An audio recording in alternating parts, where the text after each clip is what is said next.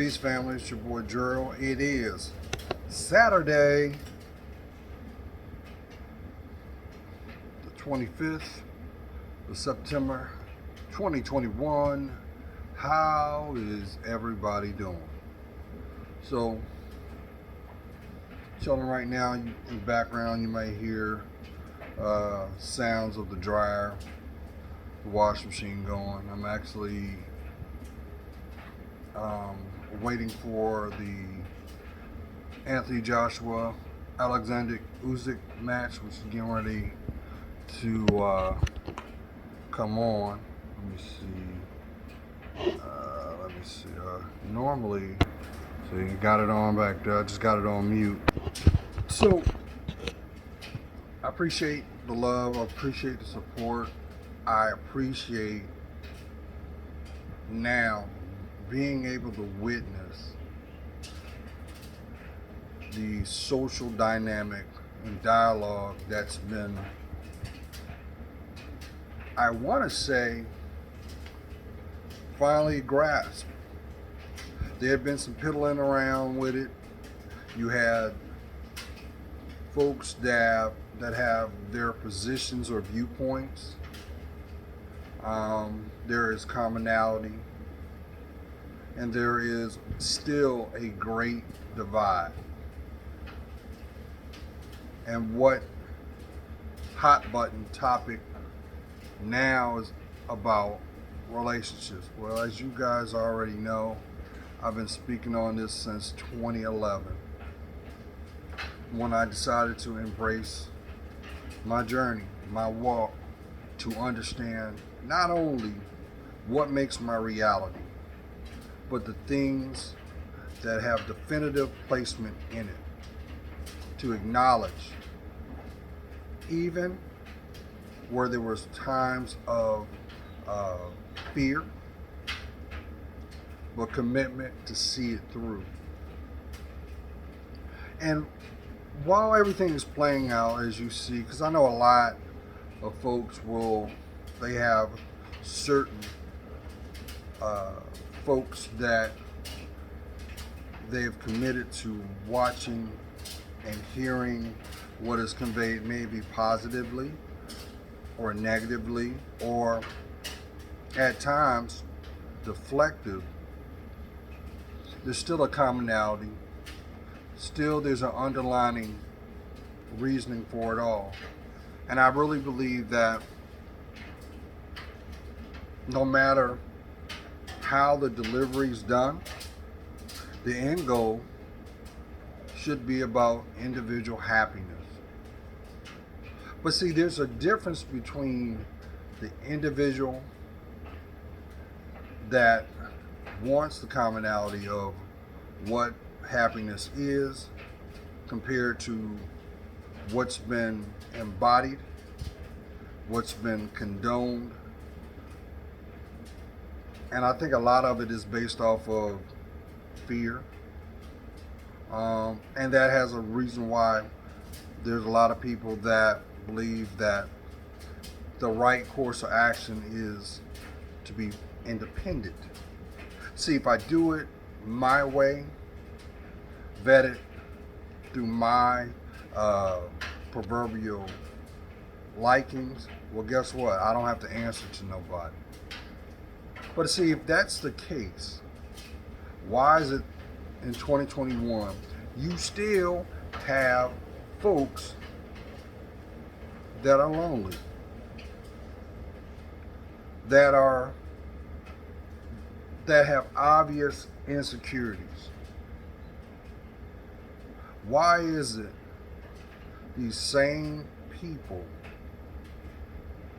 they could definitively know what's going on, they can acknowledge it within themselves, but they give it a pass? Think about it. If people took the same energy to celebrate bad behavior as they did in positive enforcement within themselves, the world as you know it would be totally different, because it would require accountability. You couldn't get to a point of, well, this is difficult, so I'm going to sweep this under the rug. Or I'm going to acknowledge it, but I'm going to play like I don't. Who does that benefit? How far does denial serve you?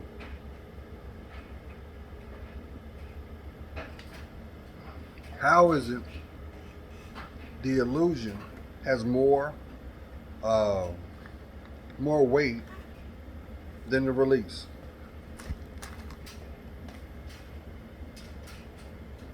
Think about it. But I'm grateful though, because for myself, as I've mentioned a long time ago,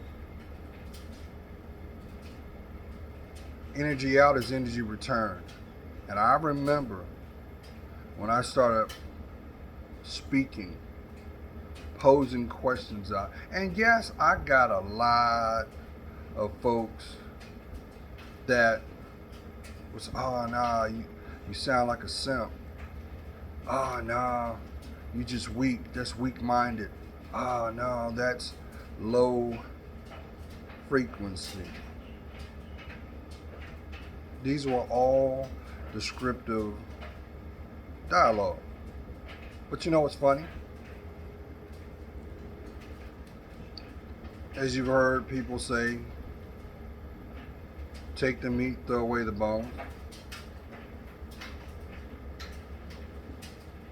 That also forced me to embrace what I pondered, what I desired. How was I going to get the outcome I needed if I didn't unconditionally commit to the process? And it's funny because to some, to get to the golden ticket, some take a microwavable approach to life. You know, I used to use this analogy a long time ago. Excuse me.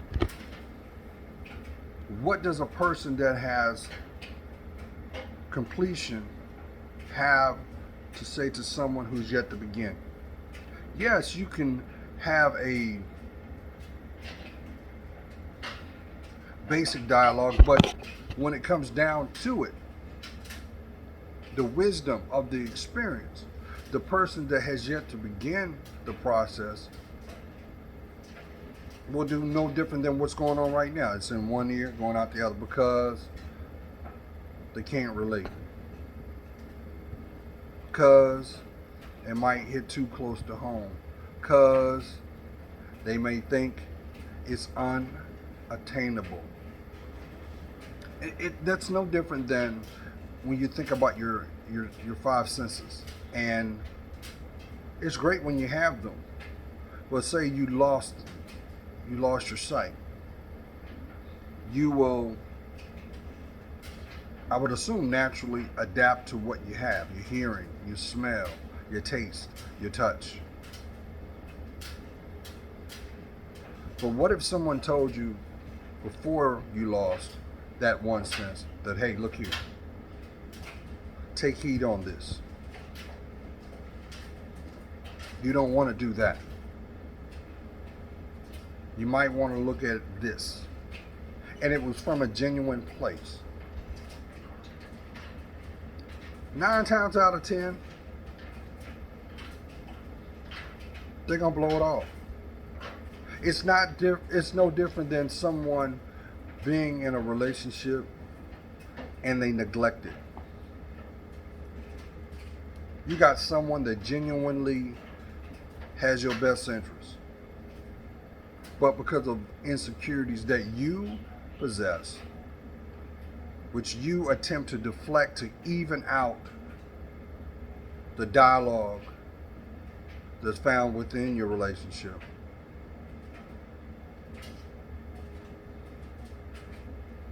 you deplete that person. You water down what they naturally, genuinely possess. And then we wonder why relationships fail. Now, granted, the key to any healthy relationship is communication, but listening is just important. Even the non-audibles, or what's not said, but what is described through behavior. But we've been taught through examples, you ain't gotta do that. We treat relationships like a bag of crushed Doritos. Oh, it's all right. The crumbs now. I just go get another bag. And then you wonder why the taste is not the same. So my question is this. If you know what you desire, what's keeping you from it? Let me repeat that again. If you know what you desire, what is keeping you from it? Because we can only put so much weight on our environment, but a lot of times we don't give ownership to the behavior that's been engraved. Because some will take the approach of, well, it must work. It worked for them.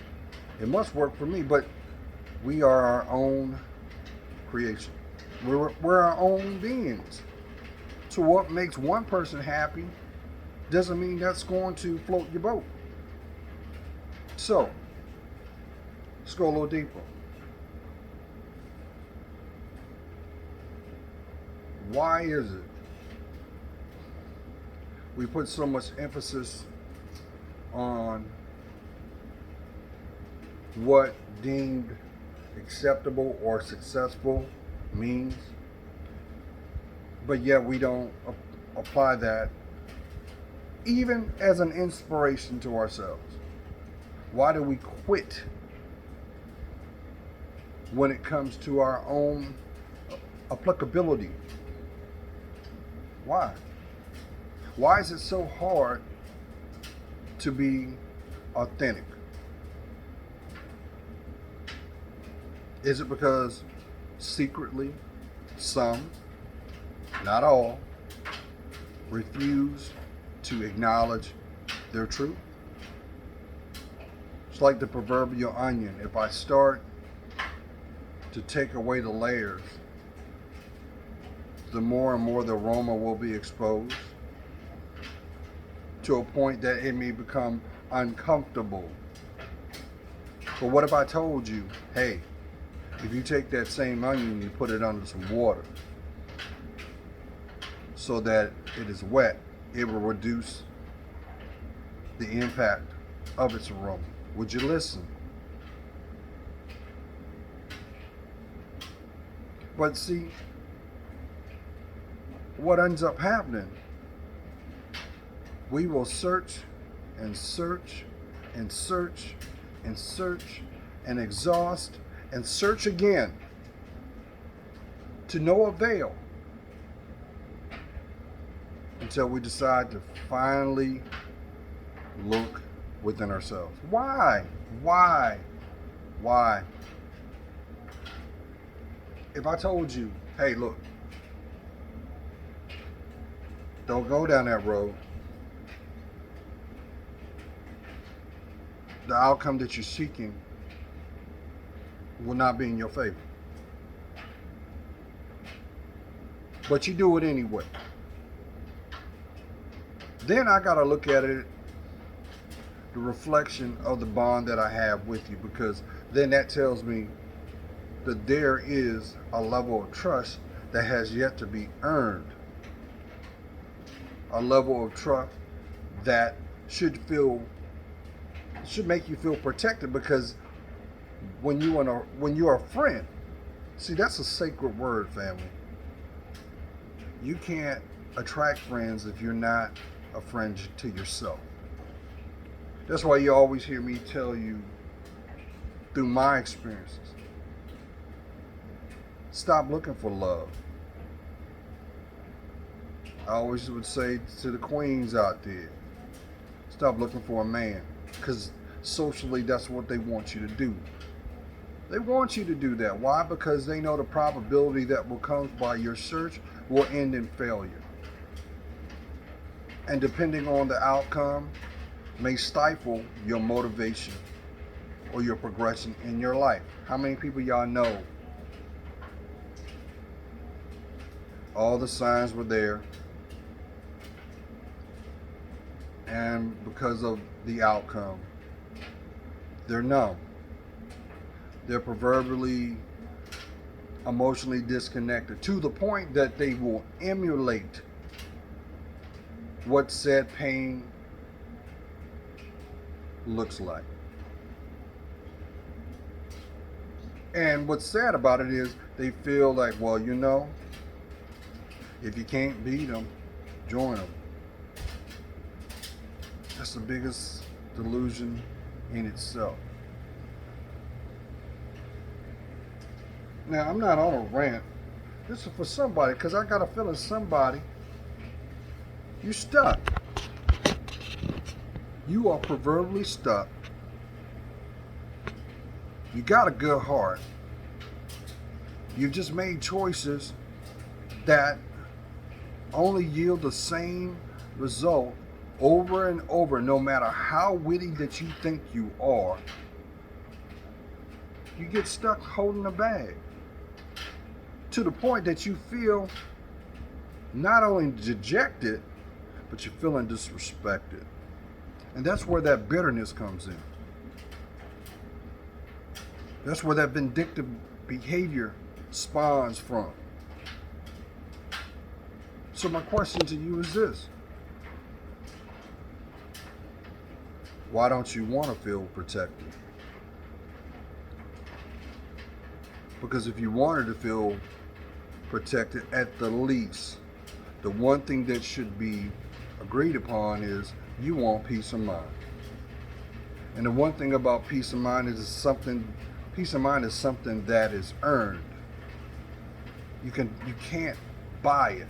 That's why when people attract temporary distractions, it 9 times out of 10 yields a worse output from the beginning of the investment. Who am I talking to? That's why you got bullies in the world, family. Bullies need an audience. But them same bullies will never take accountability or ownership for themselves. They are the masters of when it comes to denial and deflection. Why? Misery, despair. And what did I tell you about misery? Misery is an endless table with endless chairs waiting for you to claim it, waiting for you to sit down. Why? Because when you sit down, proverbially, whatever your motivation was has stopped, it's stifled. So guess what? The people that never had your best intent, they think they're winning. They think that proverbially they found a weakness in you. You know what's sad about it?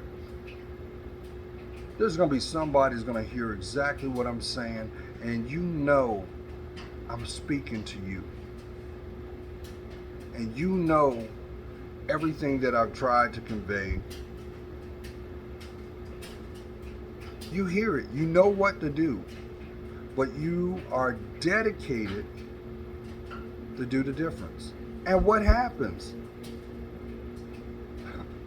Another day of discontent. Another day that you have embodied a personality trait that you know that ain't even you, and you know that because of the environment that it represents, the people that have access to your life don't have your best interest. That's why I've always conveyed that for those that have gotten to the point where they have a significant person in them, in their lives, number one, do not, I repeat, do not take that for granted. Just like you don't take for granted your next breath. You do not take for granted your health. Now, granted, we all have vices. We're not perfect.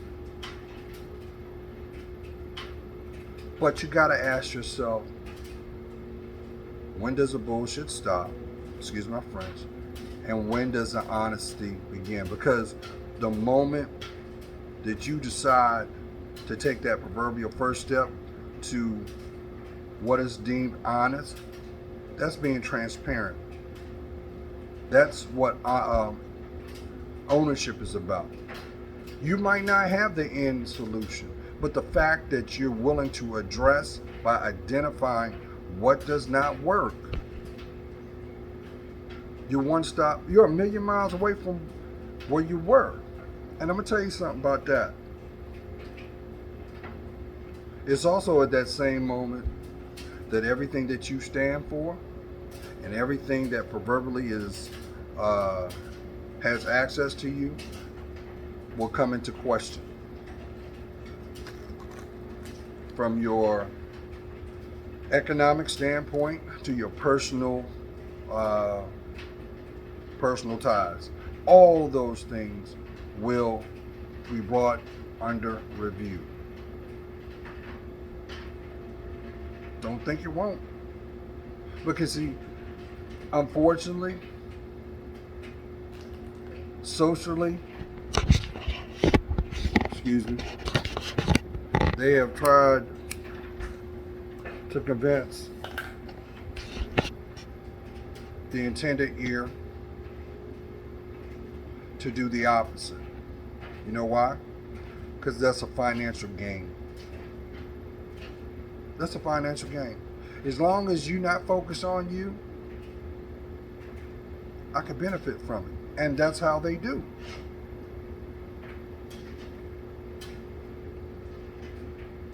But does that equate to that moment when you look in the mirror? You know that moment where you decide to assess something deeper in you. You might not say a word, but you connect to yourself because what you're seeing in reflection is reality. And some could be like, I need to work on this. Or acknowledge, okay. But a lot of times, that's when truth comes out. You may find a moment of solace when you do your deepest pondering. We'll say when you're behind the steering wheel of your vehicle, you think a lot. The reflection is there. Or worse, when it's triggered and conflict is present, or communication, depending on how it's presented, requires your focus.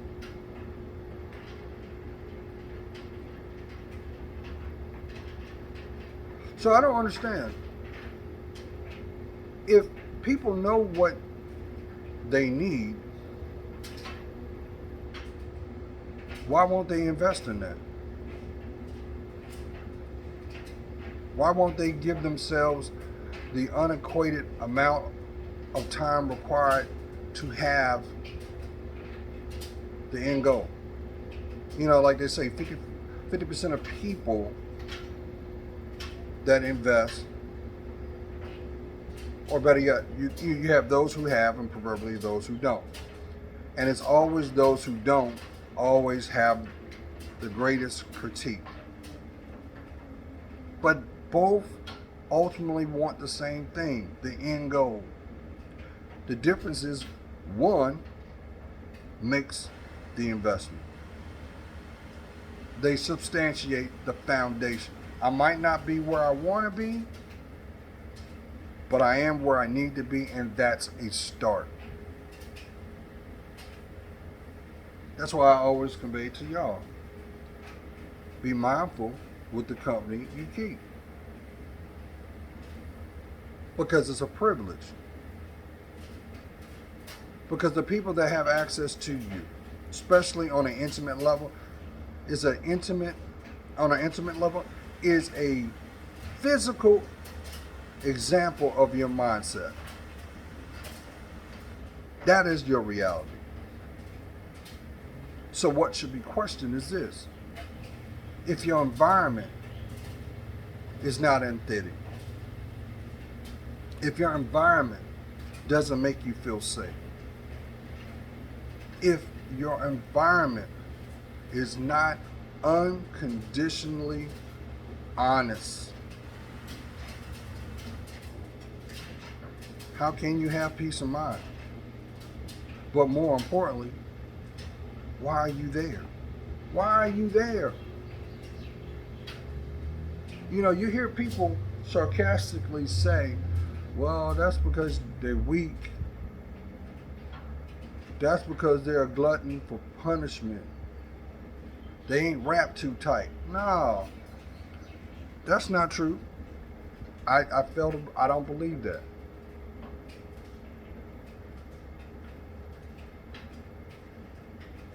I think a lot of times in that perspective, you have some people that at that moment have given up.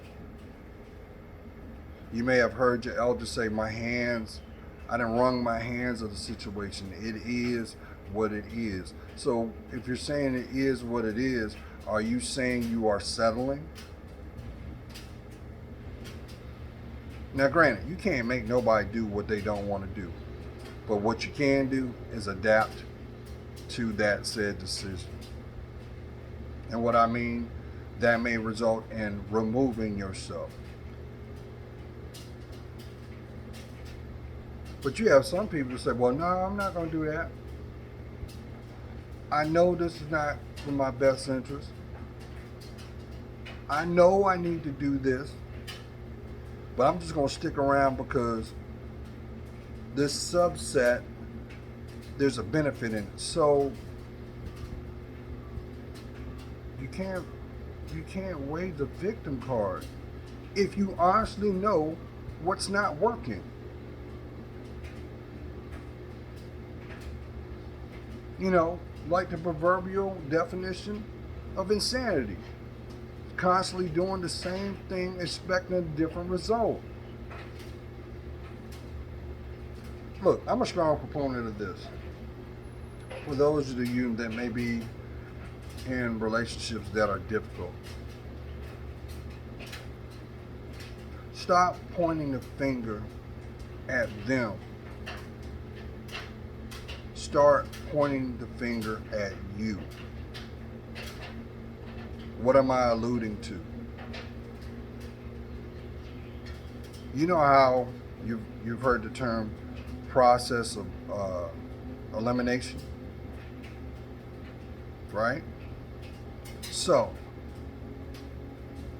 if you know that environment, there is no gain in it, you know that, why don't you do something that you've never done? You know why? There's no consolation prize of being a martyr. I had to learn that. Like, no matter what I do, no matter what the approach, even though I thought came from a sincere place, and it did. Sometimes you have to get to a point where you have to acknowledge this is who they are. This is who you are. Do you see yourself? Is there a tomorrow? Now let's just say that doesn't apply to you, and it's just you. And you may be in a position where things are just falling apart. Catching it with your finances, you're catching it with your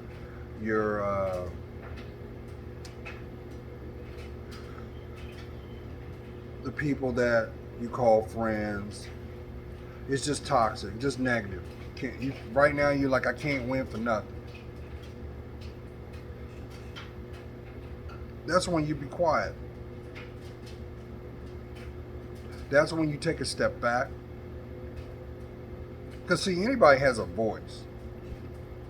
But what about the contents or the context of what they represent and what comes out of it?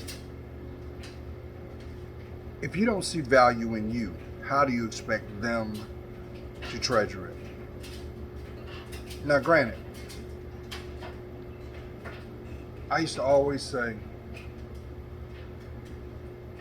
your companion is supposed to make you feel safe. And I say that loosely because you're supposed to make sure that you feel safe. Emotionally first.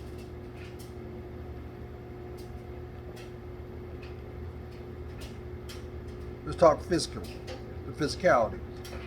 Look, I was a slow learner. I didn't realize until my late 20s. I want to say early 30s. I didn't realize that women dress for other women's acceptance. And that is why you see what is being displayed today compared to men. We dress for comfort and practicality. Now, if there's some things that there's a commonality on, yeah, you'll support it. But not everything's for everybody. We can agree upon on that. But why is it still in 2021? You got a lot of people that want to talk the talk, but can't walk it. And what I mean by that is, they'll tell you what they want, but won't do the work. On the outside, they seem bulletproof, but don't even have the courage to discuss, or at least attempt to discuss, what bothers them. You try to take the non-conflictive approach. I'm a firm believer that if you have proverbially turned every stone in getting your point across, conveying what issues that may have resulted, you've done everything you need to do. It's more, listen,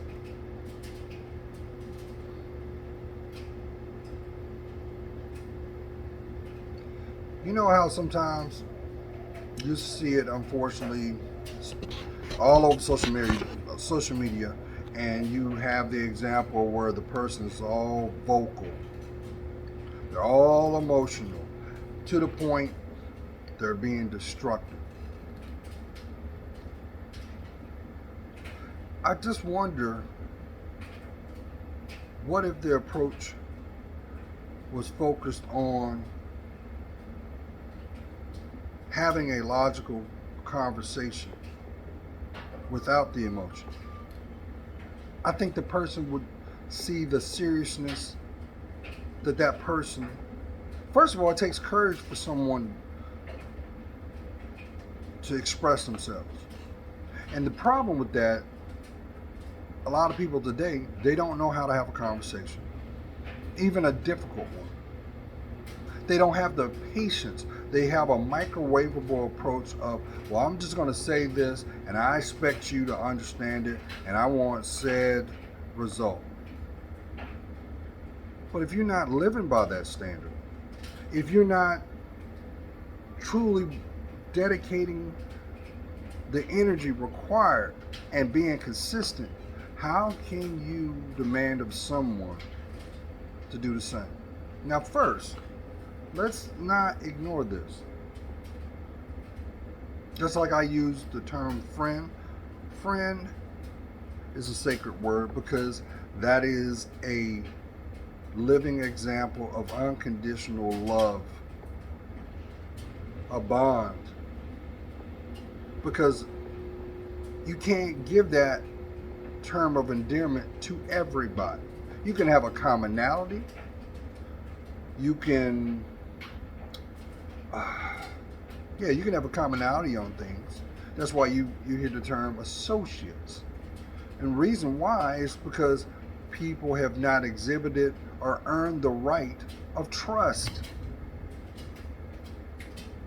But that person that you call friend, you shouldn't have to bat an eye that their sentiment does not come from a place of sentiment. Sentiment. Why? Because they're living the example themselves in their lives.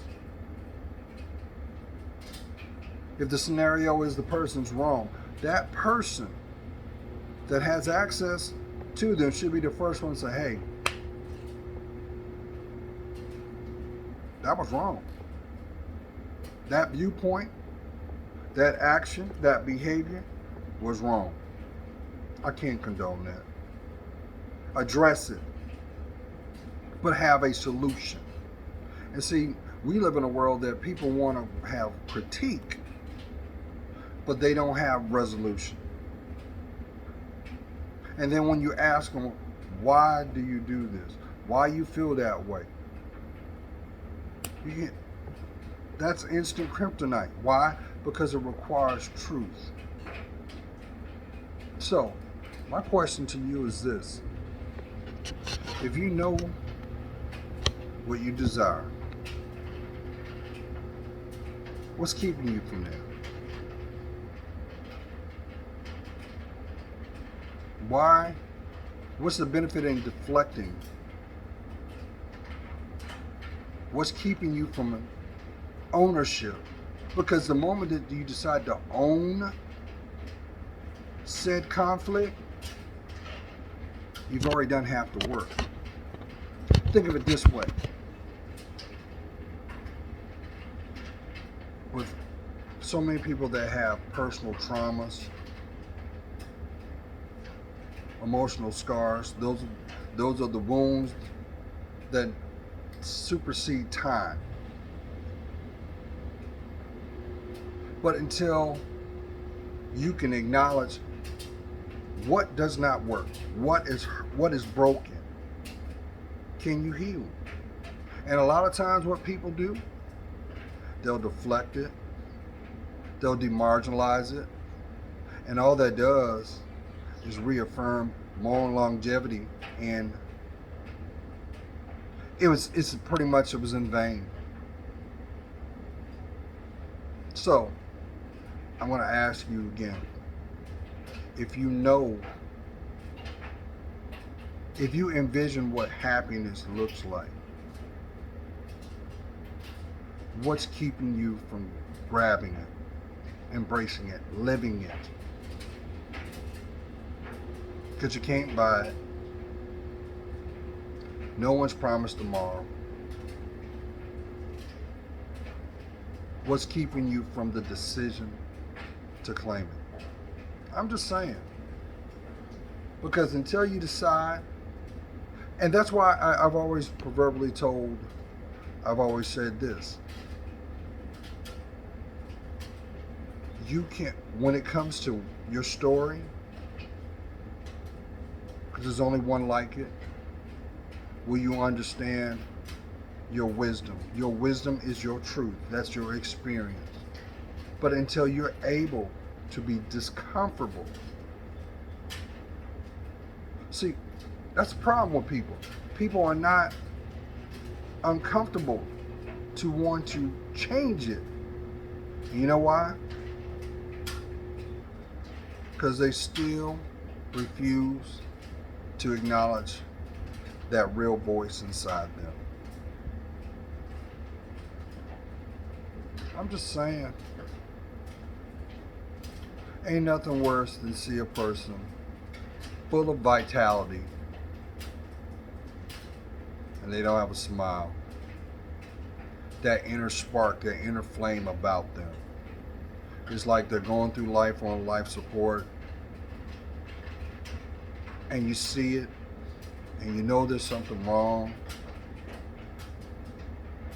and they refuse. It's like if I give it enough time and forget about it, it don't matter. But guess what? That wound is still there. That wound is still there. It's not going to heal. If anything, it will get scar tissue over it, but it's still vulnerable. Still. Now I done lost a lot of people because I know I'm hitting home. See, until you decide to claim you can't claim your reality. You do know that, right? Everything will be subpar. Doesn't matter what your academic standards is until you claim you. You won't know what your truth is. You could be the most spiritual person out there. Your discernment is pretty strong. But if you emotionally rebel against yourself, you're only setting yourself up to be prey on those that already know this. And they proverbially have an attitude of, well, shoot, as long as they don't say nothing, I'm gonna keep. It benefits them. It benefits them. And you're doing yourself a disservice. Well, I'm getting ready to watch this. Let's get ready to come on. See if it's gonna retain his belt, because he's got 4 of them. Next week, 2 weeks from now, Deontay is gonna fight Tyson Fury for the WBC, and we'll see how this plays out in regards to the road to undisputed. You guys have a blessed weekend. Please don't play with your health. Do what you need to do. Are you drinking your water? Are you taking your vitamins? Are you getting enough sleep to rest? Anybody can go to sleep, but if you haven't unplugged your brain, it's like being on an emotional treadmill, and all it will do was eventually deplete you. Love to hear from you. Got any questions, concerns? Of course, hit me up. But as I always say, place God first in everything you do. Always discern. But most importantly, stay true to you, because you're worth it. Peace.